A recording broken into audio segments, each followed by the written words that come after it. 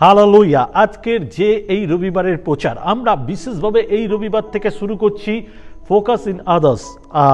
সেই ক্ষেত্রে আমরা অন্যজনের প্রতি মনোযোগ। খ্রিস্ট কি শিখিয়েছিল, আমরা আমাদের ধর্ম থেকে কি শিখি, আমাদের বাইবেল থেকে কি শিখি, বাক্য দ্বারা কি শিখি, আমাদেরকে অন্যকে প্রেম করতে, শত্রুকে প্রেম করতে খ্রিস্ট শিখিয়েছিল।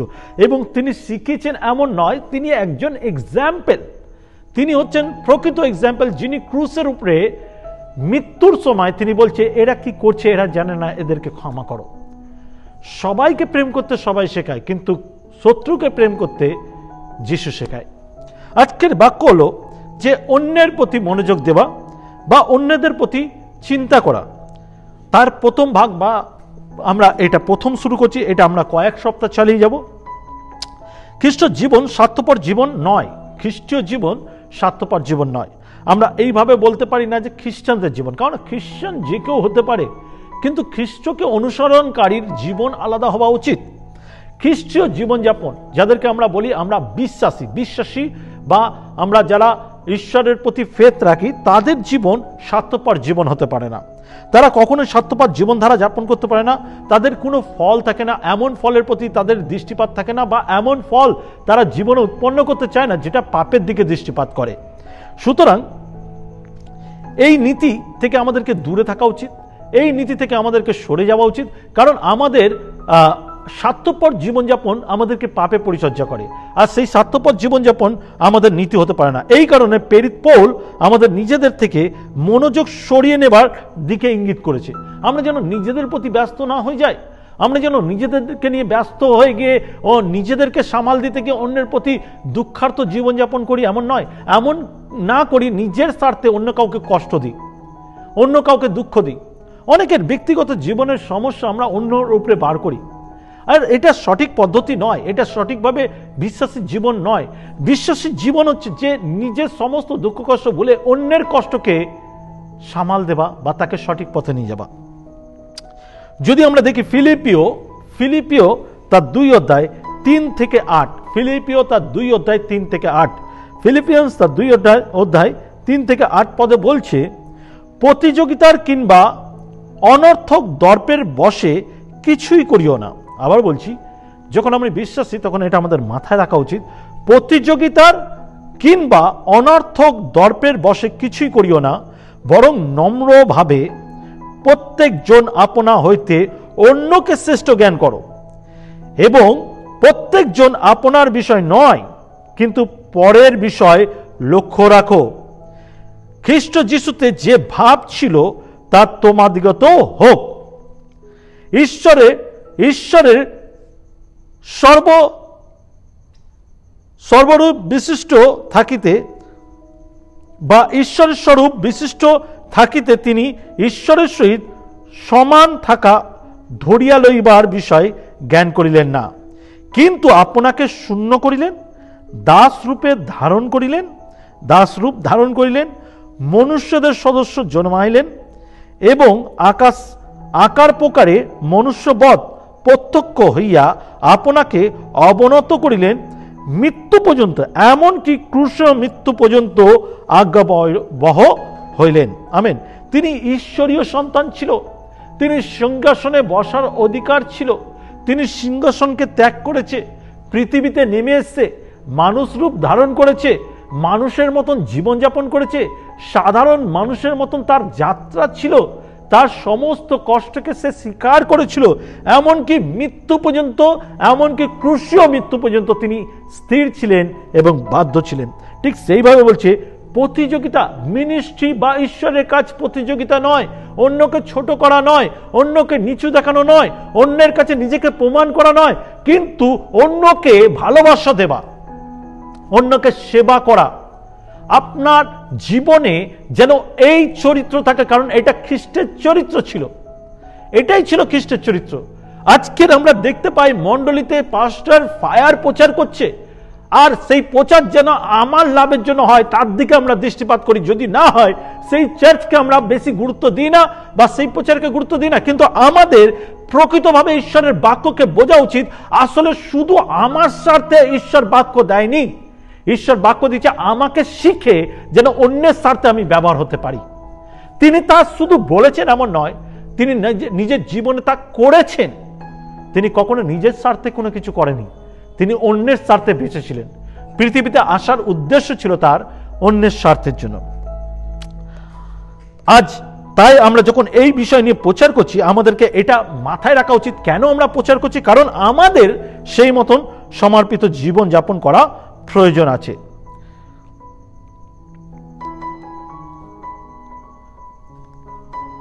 আরেকটা পয়েন্ট দেখবো আমরা, যেখানে বলছে সন্তুষ্টির পথ শেখা, যেটাকে আরো চলিত ভাষায় বলতে গেলে আনন্দের পথ শেখা। সন্তুষ্টির পথ বা আনন্দের পথ শেখা। পৌলের জীবনে এই সত্যের সাক্ষ্য দিয়েছে যে স্থায়ী সন্তুষ্টি হলো অন্যদের প্রতি নিঃস্বার্থে সেবা করা। পৌল তার জীবনে যেটা সিদ্ধান্ত নিয়েছিল স্থায়ীভাবে, সেটা হচ্ছে অন্যের প্রতি আনন্দ দেওয়া, নিঃস্বার্থে চিন্তা ভাবনা করে তাদেরকে গড়ে তোলা, তাদেরকে ভালোবাসা।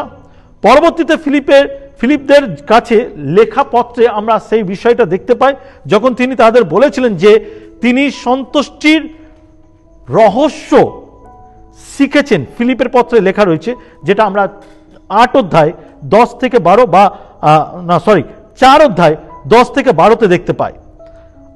সেখানে নিঃস্বার্থ ছিল তার প্রেম এবং অন্যের প্রতি তিনি নিজেকে উপছিয়ে দিয়েছিল।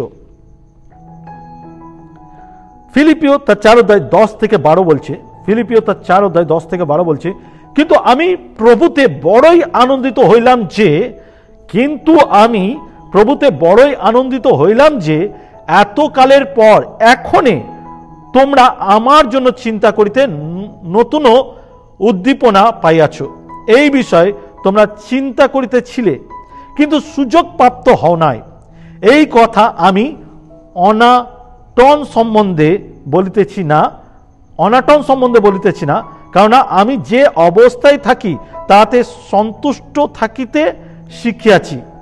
আমি অবনত হতে জানি, উপচয় ভোগ করতেও জানি। প্রত্যেক বিষয় সর্ববিষয় আমি তৃপ্ত ও ক্ষুধিত হইতে, উপচয় কি অনাটন ভোগ করিতে দীক্ষিত হইয়াছি। পৌল বলছে, যে কোনো পরিস্থিতিতে কেউ আমাকে খাওয়া দিক ইয়া না দিক, কেউ আমাকে ভালোবাসুক ইয়া না বাসুক, আমার পরিবেশ অনুসারে হোক ইয়া না হোক, আমি যে কোনো পরিস্থিতিতে আমি সমানভাবে থাকতে ভালোবাসি। এটাই খ্রিস্ট থেকে সে শিখেছে।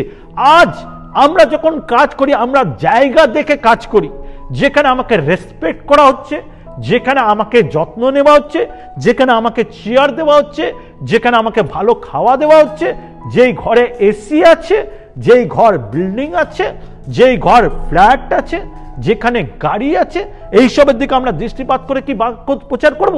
না, কারণ বাক্য তা শেখায় না।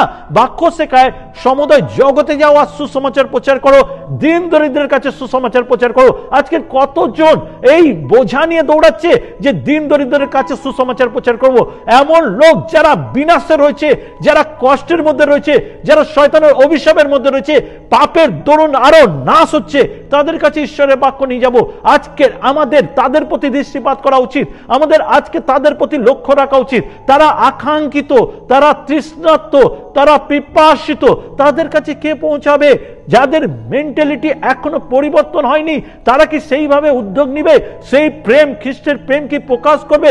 আপনাকে আজ ঈশ্বর চাই পরিবর্তন করতে। আপনার উদ্যোগ যেন তাদের প্রতি হয়, আপনি যেন তাদের প্রতি দৃষ্টিপাত রাখেন, আপনি যেন তাদের প্রতি খেয়াল রাখেন, আপনি যেন তাদের কাছে সেই সুসমাচার, উদ্ধারের সুসমাচার নিয়ে যেতে পারেন।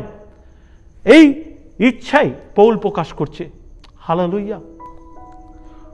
প্রভুর আদেশ হলো নিজেদের চেয়ে অন্যদের উপর বেশি মনোযোগ দেওয়া। প্রভু যীশু খ্রিস্টের আদেশ হচ্ছে নিজেদের চেয়ে অন্যদের উপরে বেশি মনোযোগ দেওয়া।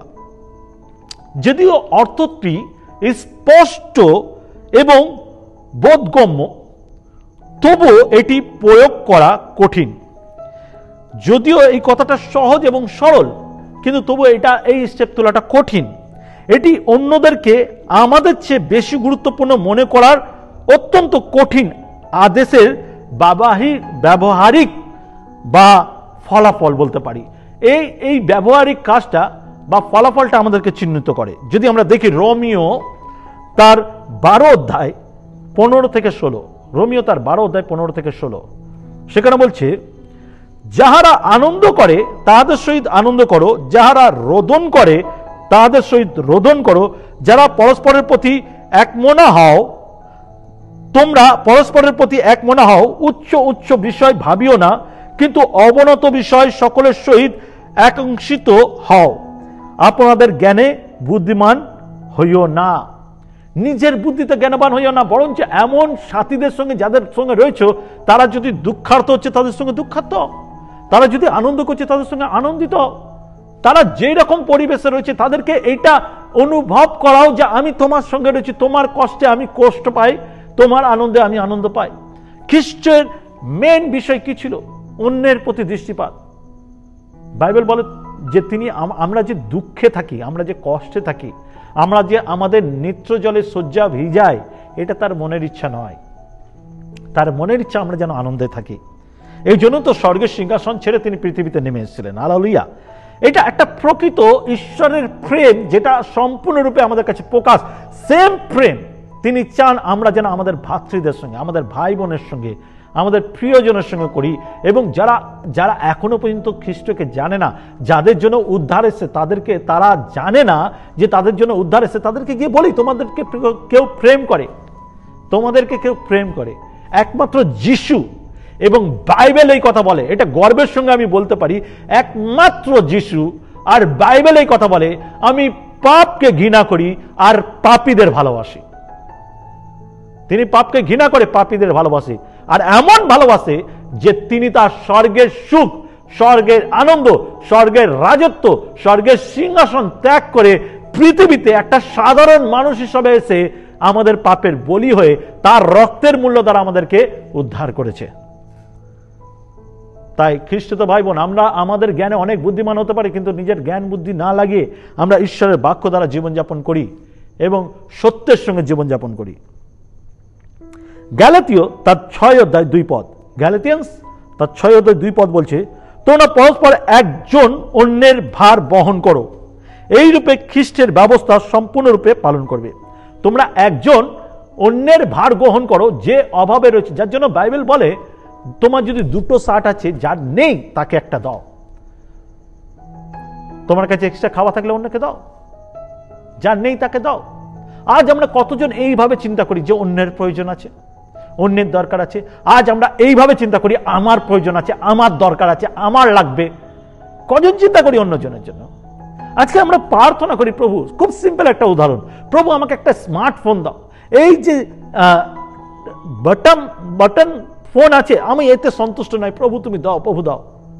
আর প্রভু হয়তো আমার উত্তর দিল, আমি একটা ভালো ফোন পেলাম, স্ক্রিন টাচ ফোন, স্মার্টফোন। আমি চিন্তা করেছি হয়তো কেউ বাটন ফোনের প্রার্থনা করছে, তার কাছে একদম কিছু নেই। আমার কাছে তো ছিল, আমার কাছে একটা ফোন ছিল, কিন্তু আমি প্রার্থনা করেছি আর প্রভু আমাকে জুগিয়েছে একটা স্মার্টফোন। কিন্তু অন্য কেউ প্রার্থনা করছে, তার একটা ফোনের দরকার। আমি কি কখনো চিন্তা করছি আমি এই ফোনটা বিক্রি না করে আমি কাউকে দিয়ে দেবো? আমরা চিন্তা করি এই ফোনটা যখন নতুন ফোন পেয়েছি, এই পুরনো ফোনটা আমি বিক্রি করে কিছু পয়সা পেয়ে যাব। আপনি কখনো এইভাবে চিন্তা করেন না, কিন্তু নিজের ক্ষেত্রে আপনি এটা চিন্তা করেন কেউ যেন আমাকে দেয়। কেন আপনি কেউটা কেন আপনি হবেন না? আপনার জীবনে কেন কেউ হবে না? কেন আপনার মাইন্ডে এটা আসবে না যে আমি কাউকে ব্লেস করি, আমি কাউকে দিই, আমি অন্যের জন্য চিন্তা করি? কেন খালি নিজের জন্য স্বার্থপরের জীবনযাপন? বিশ্বাসী লাইফ, খ্রিস্ট জীবনযাত্রা স্বার্থপর জীবন হয় না। খ্রিস্ট জীবনযাত্রা অন্যের সাহায্যের জন্য হয়। মানুষের সেবা করে ঈশ্বরের সেবা করতে শিখুন। মানুষকে সেবা করে ঈশ্বরের সেবা করতে শিখুন। আর এখানে আমরা খুব একটা ভালো স্টোরি জানি, বাইবেল একদম ক্লিয়ারলি বলছে একটা স্টোরি, যে একজন ব্যক্তি, সে যখন ঈশ্বরকে ডেকেছিল যে আমার ঘরে আসো, আর তিনি 3 বার এসেছিল। আর তিনি কিভাবে এসেছিল? অন্য লোকের রূপে, দরিদ্র গরিব সেই রূপে এসেছিল। তার জন্য সমস্ত খাওয়া দাওয়া আয়োজন ছিল, কিন্তু যখন গরিবরা এসে তাদেরকে দিয়েছিল। আর যিশু পরে তাকে বলেছিল, তুমি যখন ওই দরিদ্রকে করেছো তখন আমাকে করেছো। একটা গরিব, একটা অসহায় ব্যক্তিকে যখন আপনি সাহায্য করেন, তার মধ্যে দিয়ে আপনাকে এটা বুঝতে হবে আপনি যিশুকে করছেন। বাইবেল তাই বলে। যার জন্য এখানে বলছে আমাদের হেডিং এটাতে বলেছে মানুষের সেবা করে ঈশ্বরের সেবা করতে শিখুন। গ্যালাতীয় তার 5 অধ্যায় 13 থেকে 14, গ্যালাতীয় তার 5 অধ্যায় 13-14 বলছে, কারণ হে ভাতৃগণ, তোমরা স্বাধীনতার জন্য আহত হইয়াছ, কেবল দেখিও সেই স্বাধীনতাকে মাংসের পক্ষে সুযোগ করিও না।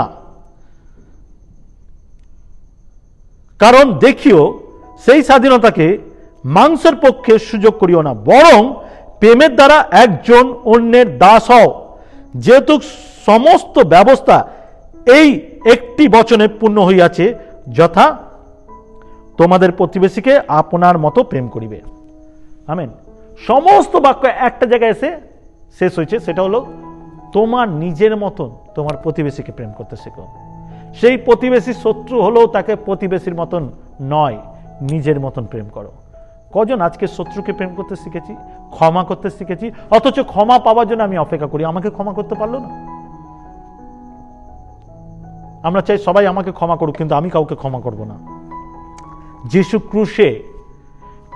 ক্রুশে তিনি কি বলেছেন? এরা কি করছে এরা জানে না, এদেরকে ক্ষমা করো। খ্রিস্টের ভাই বোন, আজকের আমাদের জীবন ধারা যদি না বদলায়, আজকে যদি খ্রিস্টের চরিত্র আমাদের জীবনে না নিয়ে আসি, তাহলে আমরা বিশ্বাসী বলে নিজেদেরকে প্রমাণ করতে পারি না, আমরা স্বার্থপর বিশ্বাসী জীবনযাপন করতে পারি না। খ্রিস্টীয় জীবন হচ্ছে অন্যের সেবা করা। আপনাকে প্রতিনিয়ত চিন্তা করা উচিত যে আমি কিভাবে অন্যের উপকার লাগবো, আমি কিভাবে অন্যের কাজে লাগবো। সবার একটা শিরোনাম বলি, পুরো প্রচারের একটা শিরোনাম, খ্রিস্টীয় বিশ্বাসীর জীবন স্বার্থপরতা জীবন যেন না হয়। আজকের প্রচারের যেটা মূল উদ্দেশ্য, খ্রিস্টীয় বিশ্বাসীদের জীবন স্বার্থপরতা জীবন যেন না হয়। আমরা অন্যের সেবা করার জন্য এসেছি। আমেন। আমাদের জীবন সন্তুষ্টির পথ বা আনন্দের পথ হলো মানুষের সেবা করা, তাদের ঈশ্বরের সাথে যুক্ত করা। মানুষের সেবা করে ঈশ্বরের সেবা করা যায়। আমেন। মানুষের সেবা করে ঈশ্বরের সেবা করা যায়। তাই আমি বিশ্বাস করি আজ থেকে আমরা অন্যের দিকে ফোকাস করব, নিজের বিষয়টা ভুলে যাব, শুধু মানুষের সেবা করার দিকে দৃষ্টিপাত করব, অন্যকে ঈশ্বরীয় প্রেম দেব। আমেন।